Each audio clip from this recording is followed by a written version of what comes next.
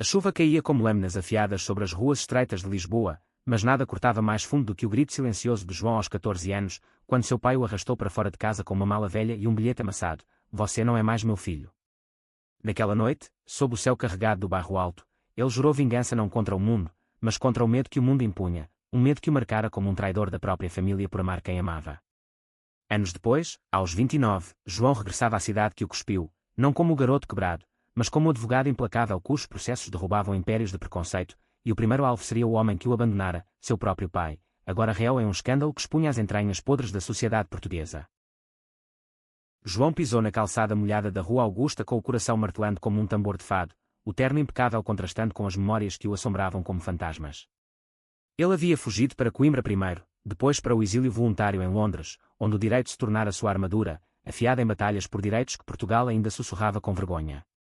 Mas Lisboa o chamava de volta, não por nostalgia, mas por justiça. O velho Manuel, seu pai, dono de uma construtora que explorava trabalhadores imigrantes e encobria assédios homofóbicos em suas obras, enfrentava agora um processo que João arquitetara em segredo, infiltrado como consultor anónimo. O ar salgado do Tejo misturava-se ao cheiro de pastéis de nata das confeitarias próximas, um lembrete cruel de infâncias roubadas, e quando João avistou a silhueta familiar curvada sobre uma mesa no café Brasileira, o tempo parou. Ali estava ele, o traidor, envelhecido mas ainda com os olhos frios que outrora o condenaram. "Você", murmurou Manuel ao erguer o olhar, o café esfriando em sua xícara, enquanto João se sentava sem convite, o sorriso cortante como uma navalha. "Eu voltei para cobrar o que é meu, a verdade que você enterrou sob mentiras de honra familiar." As palavras saíram como veneno destilado ao longo de 15 anos, e Manuel empalideceu, reconhecendo no homem à sua frente não um menino frágil, mas um predador jurídico que já havia destruído reputações em tribunais de Bruxelas. A conversa começou como um duelo sussurrado, com Manuel negando o passado: "Foi por seu bem, filho, o mundo não perdoa fraquezas", mas João contra-argumentava com fatos frios, os diários que encontrara em arquivos familiares, provas de que o abandono fora premeditado para salvar a imagem da família católica devota. Lá fora, o sol rompia as nuvens, iluminando a estátua de Pedro IV como um juiz impassível, e João sentiu o primeiro tremor de dúvida: e se o ódio fosse só uma prisão que ele mesmo construíra? Mas ele engoliu a fraqueza, focando no plano: expor Manuel não só por vingança, mas para libertar dezenas de vítimas silenciadas pela empresa. Enquanto saía do café, o telefone vibrou com uma mensagem inesperada: "João. Sou eu, Miguel. Encontrei seu cartão no tribunal. Precisamos falar. Sobre nós." O nome acertou como um raio, reabrindo feridas que ele pensara cicatrizadas. Miguel, o amigo de infância do Chiado, o único que o defenderas naquela noite fatídica, o garoto de olhos castanhos que dividira segredos sob as luzes dos bondes 28, e que, aos 16, confessaram um amor que o medo familiar sufocara antes de florescer. Eles se perderam na fuga de João, mas agora, em plena era de casamentos iguais em Portugal, Miguel ressurgia como professor de História na Universidade de Lisboa, casado com o ativismo que era que outrora sonharam juntos. João hesitou, os dedos pairando sobre a tela, o coração dividido entre o fogo da revanche e o calor esquecido de uma conexão pura. Ele respondeu: "Alfama, meia-noite." Sem promessas. A noite em Alfama era um labirinto de ecos, fados lamentando amores perdidos nas escadarias íngremes, e quando João chegou, Miguel esperava encostado a uma parede de azulejos azuis, o rosto iluminado por uma lanterna de rua que dançava sombras suaves em suas feições maduras. "Você mudou, mas seus olhos ainda carregam o mar", disse Miguel, a voz rouca de emoção contida, e João riu amargamente, recordando como, aos 13, eles fugiam para as praias de Cascais para sonhar com um mundo sem julgamentos. O reencontro foi um turbilhão, abraços hesitantes que se prolongaram demais, confissões sussurradas sobre noites solitárias em que cada um imaginara o outro, e a revelação bombástica de Miguel: ele havia adotado um menino de 10 anos, órfão de uma família conservadora que o rejeitara por ser gay, um eco cruel do destino de João. "Eu o chamo Tomás, e ele me salvou tanto quanto eu a ele", confessou Miguel, os olhos brilhando com lágrimas, e João sentiu o chão tremer sob seus pés, o ódio paternal colidindo com essa paternidade encontrada que Miguel abraçara com coragem. Mas o idílio foi interrompido por uma sombra. Um repórter da SIC Notícias, farejando o escândalo da construtora, avistou-os e disparou flash, gritando: "Advogado misterioso contra o magnata." Há uma conexão pessoal. João empurrou Miguel para as sombras das ruelas, o pânico misturando-se à adrenalina, e eles correram até o mirador de Santa Luzia, ofegantes, onde o Tejo se estendia como um espelho de segredos. "Eles vão cavar tudo", murmurou João, o peito arfando, "e quando descobrirem que sou o filho abandonado, o caso desmorona em fofoca." Miguel o segurou pelos ombros, os dedos firmes como âncoras: "Então lute por nós, não só por vingança. Eu esperei anos para te dizer que te amo, e não vou perder você de novo para o medo." As palavras pairaram no ar úmido, um beijo de promessas não dito, e João, pela primeira vez, permitiu que a vulnerabilidade rachasse sua armadura, imaginando um futuro onde o amor não fosse um luxo proibido. No dia seguinte, o Tribunal de Lisboa fervilhava como um caldeirão, advogados em togas pretas circulando como abutres, e João, representando os trabalhadores explorados, apresentou as provas irrefutáveis, e mãos de Manuel ordenando demissões de casais pagamentos silenciados para vítimas de assédio. O juiz, um homem idoso de Sintra com reputação de imparcialidade, franziu a testa ao ler os documentos, mas foi o depoimento de uma faxineira, Maria, que incendiou a sala. Eles nos chamavam de aberrações, senhor, e nos jogavam na rua como lixo. Manuel, do banco dos réus, lançou um olhar suplicante a João, murmurando: filho, por piedade, mas João rebateu com frieza: piedade é o que você negou a mim e a eles. O público ofegou quando a ligação familiar foi revelada por um vazamento anónimo, obra de um aliado de João no jornal público, transformando o processo em um circo midiático, com manchetes gritando: o retorno do filho pródigo quer, vingança ou redenção. Enquanto o martelo do juiz ecoava adiando a sentença, João recebeu uma carta anônima no correio do tribunal: cuidado com Miguel. Ele esconde segredos que podem destruir vocês dois. O papel tremia em suas mãos, o perfume de lavanda evocando memórias de uma mulher que ele mal recordava, a mãe, morta há 10 anos, mas cujo testamento inesperado pairava como uma bomba. Desconfiado, João confrontou Miguel em seu apartamento no Bairro Alto, paredes cobertas de livros sobre a Revolução dos Cravos e direitos LGBTQ+, e a discussão explodiu como um trovão: quem é você realmente? Por que me procurou agora? Miguel, pálido, confessou o impensável: ele havia trabalhado como informante para a construtora anos atrás, infiltrado para mapear fraquezas dos sindicatos um erro de juventude movido pela pobreza e pelo medo de ser expulso da família. Eu parei quando soube de você, João. Foi por isso que te defendi naquela noite. Mas o passado me persegue. As lágrimas escorriam, e João, dilacerado, saiu batendo a porta, o som reverberando como o fim de um capítulo que mal começara. As ruas de Lisboa pareciam conspirar contra ele naquela tarde chuvosa, o bondinho 28 rangendo nas curvas como um lamento, e João se refugiou em uma tasca escondida numa oraria, pedindo um copo de ginginha para afogar o traiço. Ali, entre azulejos rachados e o cheiro de bacalhau assado, ele repassou os fios da teia: Miguel, o amor da juventude, agora manchado por cumplicidade no monstro que era a empresa de Manuel. Mas o ódio se misturava a uma saudade lancinante, recordações de piqueniques no Parque Eduardo VII onde eles debatiam Camus e sonhavam com uma Portugal pós-Salazar, livre de tabus. Um velho fadista no canto, com voz rouca como o Tejo em maré baixa, cantava Estranha Forma de Vida, e as palavras acertaram João como flechas: amor que é amor não se explica, mas se sente no peito rasgado. Ele pagou a conta e saiu, determinado a desvendar o testamento da mãe, guardado em um cartório em Belém, onde o mosteiro dos Jerónimos vigiava segredos como um guardião silencioso. O cartório era um labirinto de papéis amarelados, o ar pesado de poeira e história, e a funcionária, uma senhora de óculos grossos chamada Dona Rosa, hesitou ao ver o nome de João. Sua mãe deixou instruções claras: só para você, após os 30. Mas dada a urgência. Ela deslizou o envelope selado, e João abriu com mãos trêmulas sob a luz fraca de uma lâmpada. As palavras de Isabel, escritas em caligrafia elegante, fluíram como um rio: meu filho, se você ler isso, o mundo te machucou como eu temi. Manuel me traiu com mentiras, mas eu sempre soube do seu coração puro. O testamento divide tudo, metade para a caridade metade para você construir o que ele destruiu. E perdoe-o, não por ele, mas por você. Anexada, uma foto antiga, João e Miguel, aos 12, rindo em uma praia de Oeiras, com Isabel sorrindo ao fundo. O choque o deixou sem fôlego, a mãe não só sabia, mas aprovara, e Miguel fora parte do plano secreto dela para protegê-lo. Correndo de volta ao Bairro Alto, João encontrou o apartamento de Miguel vazio, apenas uma nota: fui para Cascais resolver com Tomás. Me encontro no farol ao pôr do sol. Desculpe pelo que fui. O trem para Cascais balançava como seus pensamentos, o Atlântico à esquerda rugindo promessas de absolvição, e quando João chegou ao farol de Boca do Inferno, o sol mergulhava no horizonte em tons de laranja e púrpura, pintando as ondas como um quadro de Turner. Miguel estava lá, de mãos dadas com Tomás, um menino de olhos curiosos e cabelo desgrenhado, que olhava para João com uma mistura de medo e fascínio. Ele sabe de você, disse Miguel, a voz embargada: eu contei tudo. Sobre o abandono, a luta. Ele quer um tio como você. O menino se aproximou, tímido, e murmurou: meu pai biológico me jogou fora por ser como eu sou. Você é herói nas histórias do tio Miguel. João ajoelhou-se, tocando o ombro de Tomás, e pela primeira vez em anos, chorou não de raiva, mas de uma ternura que dissolvia muralhas. A reconciliação veio devagar, como as marés de Cascais, com Miguel explicando sua traição como um pacto desesperado para pagar estudos, quebrado quando descobriu os abusos da construtora. Eu te amava demais para trair de verdade, confessou, e João, tocando sua mão, sentiu o pulso da vida pulsar novamente. Então lute comigo agora.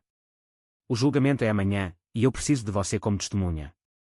Eles voltaram a Lisboa de mãos dadas, Tomás dormindo no colo de João, e a cidade noturna os envolveu como um abraço, as luzes do 25 de abril brilhos piscando como estrelas cúmplices. Mas o amanhecer trouxe uma reviravolta, um aliado de Manuel, um político influente de Mafra, vazou áudios falsos sugerindo que João fabricara provas por vingança pessoal, inflamando a opinião pública em fóruns online onde trolls homofóbicos uivavam que era conspirador. O tribunal virou um circo, repórteres da RTP acampados na porta, e João, ao entrar, viu Manuel algemado, murmurando, me salve, por sua mãe. O depoimento de Miguel foi o pivô, ele subiu ao estrado com voz firme, descrevendo não só os abusos da empresa, mas sua própria jornada de redenção, adotando Tomás como ato de defesa contra o legado de ódio. Eu traí uma vez, mas aprendi que o amor verdadeiro é o ato mais radical, declarou, olhando fixo para João, e a sala silenciou, o juiz limpando uma lágrima discreta. As provas contra os áudios falsos vieram de hackers céticos aliados de João em Berlim, expondo o político como marionete de interesses corporativos. Manuel, quebrado, pediu a palavra, eu errei, filho. Seu amor me aterrorizava porque me lembrava do meu próprio, enterrado sob casamentos falsos. A confissão ecoou, um fado vivo de arrependimento, e João, em vez de esmagá-lo, ofereceu um acordo, confissão pública, doação da empresa para uma fundação LGBTQ+, em troca de terapia familiar. O martelo bateu, culpado, mas com chance de redenção. Fora do tribunal, a multidão aplaudiu, bandeiras arco-íris tremulando como asas de borboletas no vento de Lisboa, e João, exausto mas leve, abraçou Miguel sob flashes incessantes, Tomás gritando vitória, com punhos cerrados. Mas a euforia durou pouco, naquela noite, em um jantar improvisado na casa de Dona Rosa, que se revelara prima distante de Isabel, uma carta perdida surgiu, a mãe deixara não só herança, mas um diário revelando que Manuel sofrera abuso na juventude, passado de geração em uma linhagem de machismo enraizado nas tradições alentejanas. O ciclo para com você, João, escrevera Isabel, e ele, lendo à luz de velas, sentiu o peso de uma linhagem inteira em seus ombros. Miguel, ao lado, sussurrou, nós quebramos isso juntos. Para Tomás, para todos os garotos como nós. O beijo que se seguiu foi casto, mas profundo, selando não só amor, mas uma aliança contra as sombras do passado. Dias se transformaram em semanas de calmaria relativa, com João assumindo a liderança da fundação, batizada Arco do Tejo, financiada pela venda de ativos da construtora, oferecendo abrigos e aconselhamento para jovens que eram abandonados. Ele e Miguel se mudaram para uma casa modesta em Alfama, paredes e quando risadas de Tomás e noites de conversas sobre o futuro, talvez um casamento civil no cartório de Belém, com o Tejo como testemunha. Mas o conflito ressurgiu quando um ex-funcionário da empresa, um homem chamado Rui, procurou João alegando ser irmão bastardo de Manuel, rejeitado por ser gay e agora querendo parte da herança para vingar-se. Ele me abandonou como a você, disse Rui, olhos flamejantes como carvões, e João viu nele um espelho distorcido de si mesmo, um vingador faminto que poderia incendiar a frágil paz. O dilema consumiu João. Aceitar Rui como aliado significava reabrir feridas familiares, arriscando a estabilidade de Tomás, rejeitá-lo, perpetuar o ciclo de exclusão. Miguel, sempre o mediador, sugeriu uma reunião no Jardim da Estrela, sob as árvores centenárias que sussurravam segredos. Lá, com o sol filtrando folhas verdes, Rui contou sua história. Crescido em Évora, filho de um caso fugaz de Manuel com uma empregada, expulso aos 16 por um beijo roubado a um primo. Eu me tornei o monstro que ele temia, um ativista radical, queimando bandeiras de igrejas conservadoras. João, tocando o braço de Rui, sentiu a eletricidade de uma irmandade forjada no fogo. Então junte-se a nós, não para destruir, mas para construir. A aliança nasceu ali, com um brinde de vinho verde, mas uma sombra pairava. Rui trouxera provas de uma rede maior, ligando a construtora a políticos que sabotavam leis antidiscriminação. A investigação mergulhou-se em um submundo de Lisboa, reuniões secretas em bares de travestis no cais do Sodré, onde drag queens sussurravam nomes de corruptos, e noites saqueando servidores em cafés com Wi-Fi roubado. Tomás, agora 11, participava como detetive júnior, desenhando mapas de conspirações nas paredes da casa, sua inocência um bálsamo para o stress. Mas o alto trunfo veio de uma fonte improvável. Manuel, em reabilitação em uma clínica nos Açores, enviou uma carta gravada em áudio, confessando conexões com o PSD que bloquearam reformas que er. Use isso para me redimir, implorou, voz trêmula como folhas ao vento. João, ouvindo no mirador da Senhora do Cabo, com Miguel ao lado, debateu, perdoar significava arriscar traição novamente, mas ignorar era negar a humanidade do pai. O amor é o risco maior, disse Miguel, e João enviou a gravação para Rui, iniciando uma operação que culminaria em um dossiê explosivo. O lançamento do dossiê no Rossio foi um espetáculo, ativistas que lutando a praça, telões projetando nomes de culpados, e João no centro, microfone em punho, declarando Portugal nasceu da Revolução, mas ainda morre de preconceitos velados. A multidão rugiu, bandeiras flamejando, mas o contra-ataque veio swift. O político de Mafra, agora exposto, contratou capangas para intimidar, e uma noite, ao voltarem de uma assembleia, João e Miguel foram encurralados em uma ruela do Chiado. Socos choveram, Tomás gritando de um esconderijo, e Rui surgiu como um fantasma, derrubando os agressores com chutes precisos de capoeira aprendida em Bahia. Ferido mas vivo, João cuspiu sangue e riu, eles nos subestimam. No hospital de São José, costurando feridas sob luzes fluorescentes, Miguel beijou sua testa. Você é minha âncora, João. Sem você, eu afundaria. A vulnerabilidade os uniu mais, transformando dor em combustível para o próximo embate.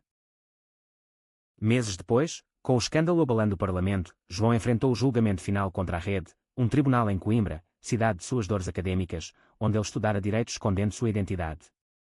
O salão era grandioso, afrescos renascentistas testemunhando a acusação, e quando João chamou Manuel como testemunha surpresa, a galeria ofegou. O pai, careca e curvado, subiu ao estrado com muletas, voz firme apesar da fraqueza. Eu construí um império sobre mentiras, mas meu filho me ensinou que a verdade liberta. A confissão detalhada, subornos, assédios encobertos, desmoronou as defesas, e o juiz, impressionado, sentenciou prisão e restituições massivas. Lágrimas escorreram pelo rosto de Manuel ao abraçar João. Obrigado por me salvar de mim mesmo. O gesto, filmado pela TVI, viralizou, humanizando o advogado implacável, como um filho perdoador, e ativistas celebraram nas ruas de Aveiro a Faro. Mas o verdadeiro teste veio em uma viagem a Porto, para uma conferência que era no Palácio da Bolsa, onde João seria palestrante principal. Miguel ficou em Lisboa com Tomás, mas uma ligação pânica chegou à meia-noite, Rui sumiu.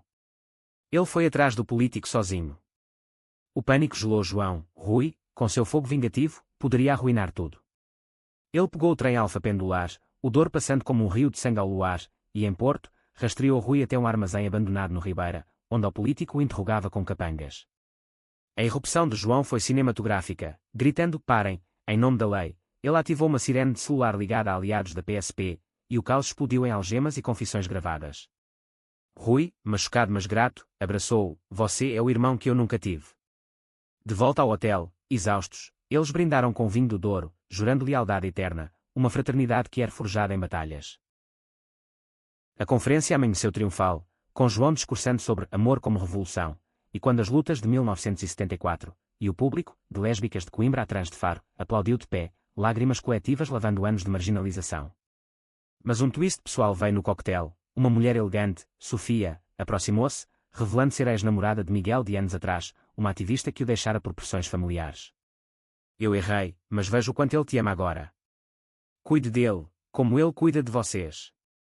A conversa curou uma insegurança latente em João, transformando-se uma empatia, e ele ligou para Miguel naquela noite, sussurrando casa comigo. No cartório, com o Tejo assistindo. A resposta, sim, chorado, selou seu destino. De volta a Lisboa, os preparativos do casamento misturaram-se à rotina da fundação, com Tomás como pajem entusiasmado, desenhando convites com arco-íris. Manuel, solto condicionalmente, pediu para ser padrinho, e João, após hesitação, aceitou, um ato de cura que estendeu ramos a toda a família fragmentada. Mas o clímax se aproximava. Uma marcha nacional que era em Lisboa, organizada pela Arco do Tejo, prometia centena de milhares, mas ameaças de grupos extremistas pairavam, prometendo violência. João, como líder, sentia o peso, noites insones revivendo o abandono aos 14. Miguel o acalmava com histórias de Tomás, sonhando com viagens à Madeira, e Rui treinava uma equipe de segurança, sua fúria canalizada em proteção. O dia da marcha amanheceu claro, o sol de verão banhando a Praça do Comércio, bandeiras coloridas tremulando ao vento salgado. Centenas de milhares marcharam, cantando hinos de liberdade, de Alfama ao Parque das Nações, e João, de mãos dadas com Miguel e Tomás, liderava o carro alegórico, um barco estilizado evocando o Tejo. Mas no meio do percurso, no terreiro do Paço, um grupo de radicais surgiu das sombras, arremessando garrafas e gritos de ódio. O pânico se espalhou, mas João subiu em uma plataforma improvisada, microfone em punho. Nós não fugimos mais. Nosso amor é nossa força. Sua voz, amplificada, uniu a multidão em um coro ensurdecedor, e a polícia, sensibilizada pela gravação de Manuel, dispersou os agressores sem violência. Tomás, nos braços de Miguel, gritou heróis, e João, suado mas invicto, beijou Miguel ali, sob aplausos que ecoaram até o céu. A marcha terminou em êxtase, com o primeiro-ministro enviando uma mensagem de apoio, um marco para Portugal, e João, exausto, voltou para casa em Alfama, onde Dona Rosa preparara um banquete de sardinha assada e vinho de colares. Ali, entre risos e brindes, Rui confessou seu próprio segredo. Ele estava apaixonado por um artista de rua de Évora, um trans chamado Léo, e pedia conselhos para navegar o amor em meio ao ativismo. É como dançar fado com espinhos nos pés, brincou João, e a noite se estendeu em confissões, sendo uma família escolhida mais forte que laços de sangue. Manuel chegou tarde, tímido, trazendo um colar de Isabel como presente de noivado, e sua conversa com Tomás: eu aprendi tarde, menino, mas o amor não tem regras, selou sua redenção. O casamento, semanas depois, foi íntimo no cartório de Belém, com o mosteiro dos Jerónimos como pano de fundo dourado, apenas família e amigos, Rui e Léo de mãos dadas, Dona Rosa chorando, Tomás espalhando pétalas de rosas vermelhas. O oficial, um que era sumido de Setúbal, leu os votos com emoção: no amor, superamos abismos. João, de terno azul como o Tejo, olhou para Miguel, agora seu marido, e sussurrou: você me salvou do vazio, selando com um anel gravado, arco eterno. A recepção no Jardim dos Jerónimos foi mágica, fado suave ao fundo, e quando dançaram a primeira valsa, o mundo pareceu pausar, só eles dois em um bueiro de luz e sombra. Mas a paz foi breve. Um mês após o casamento, uma carta do exterior chegou, um convite para João defender um caso internacional em Haia, envolvendo discriminação que era em empresas multinacionais com raízes portuguesas. É sua chance de ir além, disse Miguel, mas o medo de separação apertava o peito de João. Tomás, agora inseparável, implorou: vá, tio, e volte com histórias de heróis. Com relutância, João partiu, deixando Miguel gerenciando a fundação, mas as chamadas noturnas revelavam tensões. A pressão midiática sobre seu casamento polêmico atraía trolls, e Rui alertava de uma nova onda de ódio online. Em Haia, sob céus nublados contrastando com o sol de Lisboa, João mergulhou no caso, confrontando executivos frios em salas de vidro, mas uma noite, um e-mail de um informante revelou o twist: o CEO da multinacional era primo distante de Manuel, e o caso era uma armadilha para desacreditar João como um vingador obcecado. O pânico o consumiu, ele voou de volta emergencialmente, encontrando Lisboa em ebulição, protestos contra a fundação, financiados pelo primo, com cartazes difamando Miguel como o traidor vendido. Chegando à casa, encontrou Miguel abatido, Tomás chorando. Eles disseram que nosso casamento é uma vergonha. João, furioso, reuniu a equipe, Rui hackeou contas falsas, Dona Rosa mobilizou igrejas progressistas, e Manuel, de sua clínica, gravou um vídeo público repudiando o primo. A contraofensiva foi brilhante, uma live no Instagram com milhares de views, João declarando: nosso amor não é escândalo, é salvação, e evidências irrefutáveis derrubando a armadilha. O primo recuou, e a fundação emergiu mais forte, com doações recordes. Na calmaria pós-tempestade, João e Miguel escaparam para uma lua de mel discreta em Sintra, castelos medievais enevoados como sonhos, caminhando de mãos dadas pelas florestas de eucaliptos. Ali, sob a Quinta da Regaleira, com seu poço iniciático, eles reafirmaram votos sussurrados, contra todos os abismos. Tomás ficou com Rui e Léo, aprendendo a pintar murais que era em Évora, e as cartas deles chegavam cheias de desenhos coloridos. Mas um sussurro de conflito veio. Miguel confessou a ambição de escrever um livro sobre suas jornadas, expondo detalhes íntimos, e João hesitou, temendo reviver dores públicas. É para curar outros, argumentou Miguel, e após noites de debate sobre estrelas de Sintra, João cedeu: escreva, mas com verdade, não piedade. O livro de Miguel, Fados Esquecidos, lançou-se em uma livraria do Chiado lotada, com João no prefácio, voz embargada: este é o testemunho de um amor que sobreviveu ao exílio. Críticas elogiaram sua profundidade, comparando a Saramago em ternura que era, e vendas dispararam, financiando expansões da Fundação para o Algarve. Tomás, agora adolescente precoce, ganhou um capítulo sobre si, inspirando jovens em fóruns online.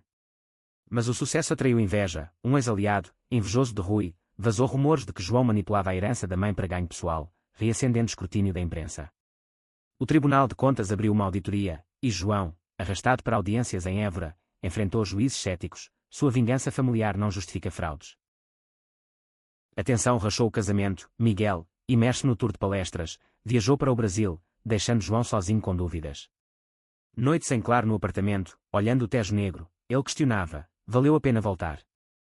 Tomás, sentindo a dor, confrontou-o: você me salvou, tio. Não desista agora.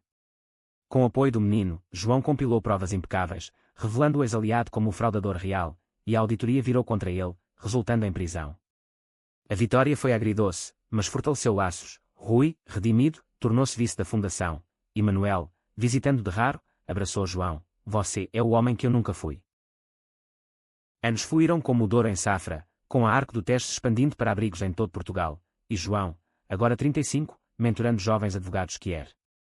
Miguel publicou um segundo livro, C.O. escrito com João, sobre paternidade escolhida, e Tomás, aos 15, saiu do armário em uma assembleia escolar, apoiado por uma rede que eles construíram.